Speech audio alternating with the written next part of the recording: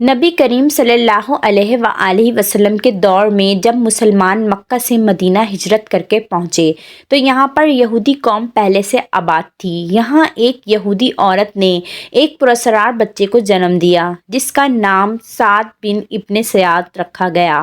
یہ بچہ پیدائشی طور پر کانا تھا۔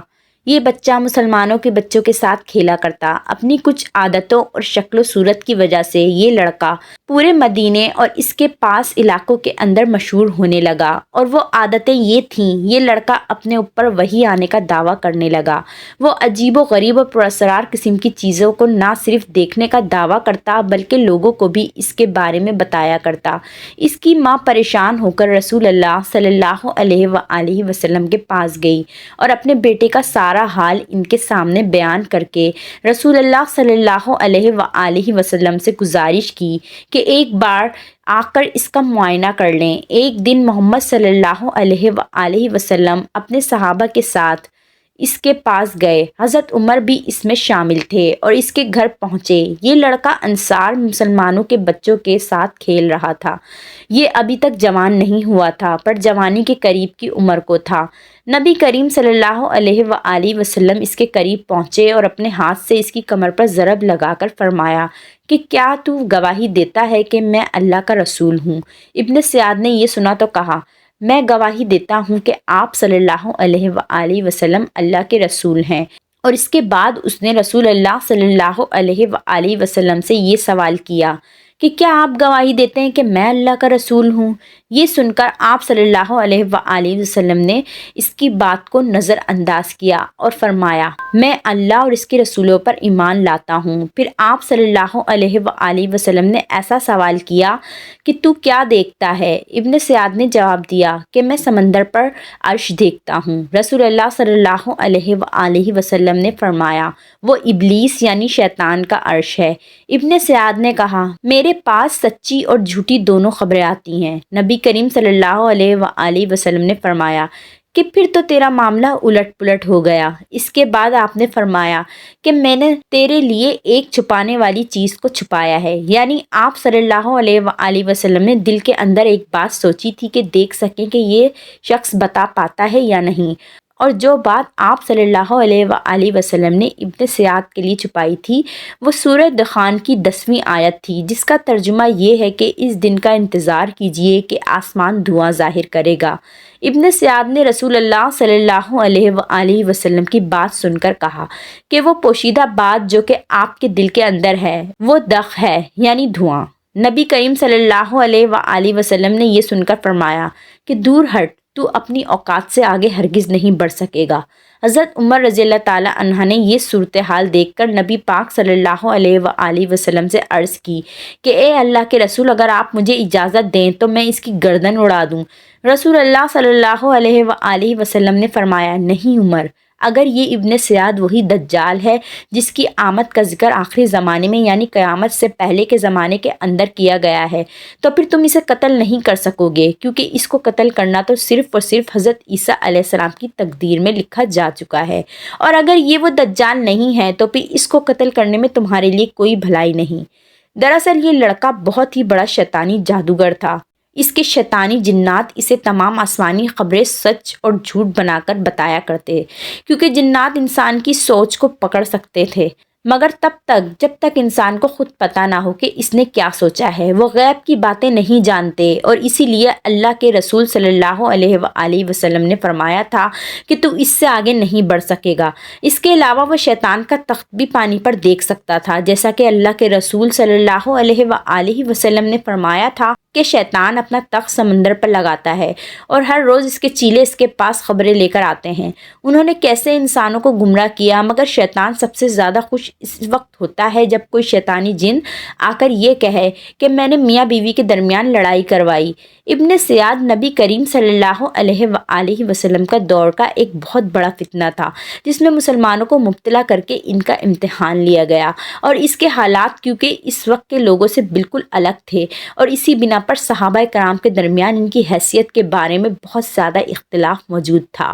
حضرت عبداللہ بن عمر رضی اللہ تعالیٰ عنہ کہتے ہیں کہ ایک دن نبی کریم صلی اللہ علیہ وآلہ وسلم کھجور کے ان درختوں کے پاس تشریف لے گئے جہاں پر ابن سیاد موجود تھا۔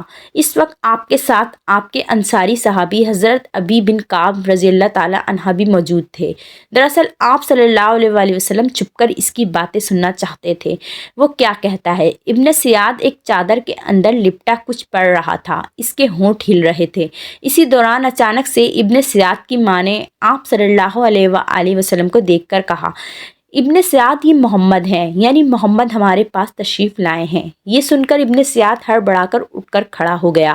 اللہ کے رسول صلی اللہ علیہ وآلہ وسلم نے فرمایا کہ اگر اس کی ماں ایسا نہ کرتی تو آج اس کی حقیقت مجھ پر واضح ہو جاتی کہ کیا یہ واقعی دجال ہے یا پھر کوئی جادوگر یا کوئی شہدا باز۔ مدینے کے لوگ تو اسے شیطانی جادوگر کہا کرتے تھے، مگر اللہ کے رسول صلی اللہ علیہ وآلہ وسلم نے اس کے بارے میں خاموشی اختیار رکھی، اور اس کی وجہ یہ تھی کہ آپ صلی اللہ علیہ وآلہ وسلم کو اللہ پاک کی طرف سے اس کے بارے میں کوئی وحی نازل نہیں کی گئی کہ اس کی حقیقت کیا ہے۔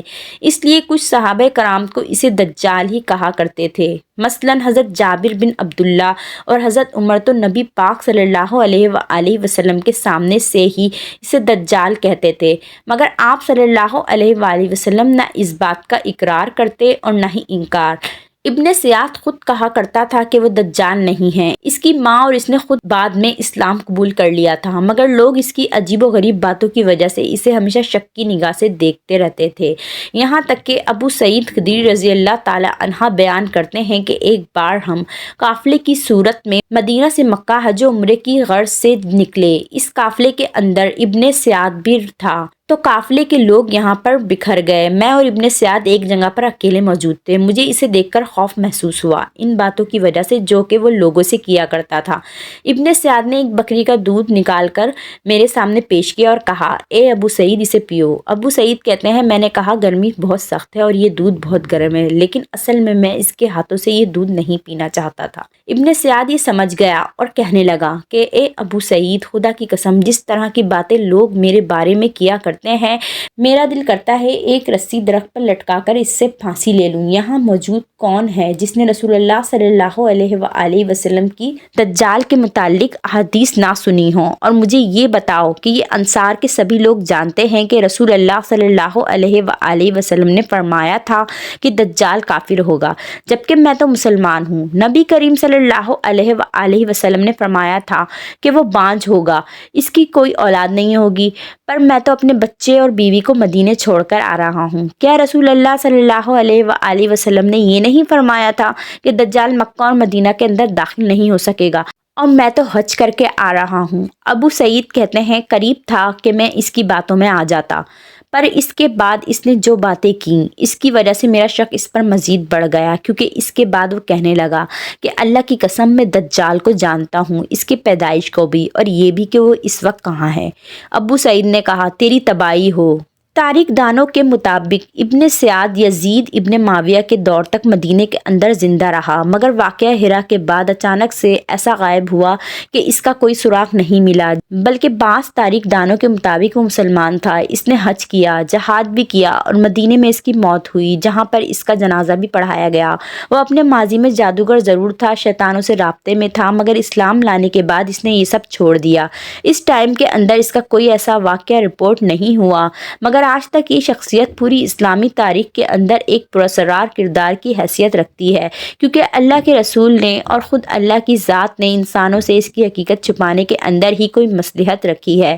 لیکن آپ کے خیال میں کیا ابن سیاد ہی دجال اکبر تھا جو بعد میں کہیں غائب ہو کر ایک سمندری جزیرے کے اندر قید کر دیا گیا اور قیامت کے نزدیک آزاد ہوگا، یا پھر دجال کا پیدا ہونا بھی باقی ہے؟ اگر آپ ان باتوں کو سوچتے ہیں تو ان باتوں سے کوئی فرق نہیں پڑتا وہ مسلمان پیدا ہو کر قید کر دیا گیا یا پھر قیامت کے نزدیک پیدا ہوگا، کیونکہ اس کا مقصد و فریب اللہ کے رسول اللہ صلی اللہ علیہ وآلہ وسلم نے کھول کھول کر نشانیوں کی صورت میں امت کو بیان کر دیا، تاکہ مسلمان امت اسے پہچان کر اس کے دھوکے میں خود کو اپنے پیاروں کو بچا سکے۔ مگر یہ بات حقیقت ہے کہ اسلامی تاریخ کے اندر ابن سیاد کا کردار بنی اسرائیل کے اندر موجود سامری جادوگر کی طرح ایک انتہائی پراسرار کردار کے طور پر جانا جاتا ہے۔ اللہ تعالی ہمیں سمجھنے کی اور نیک عمل کرنے کی توفیق عطا فرمائے۔ آمین یا رب العالمین۔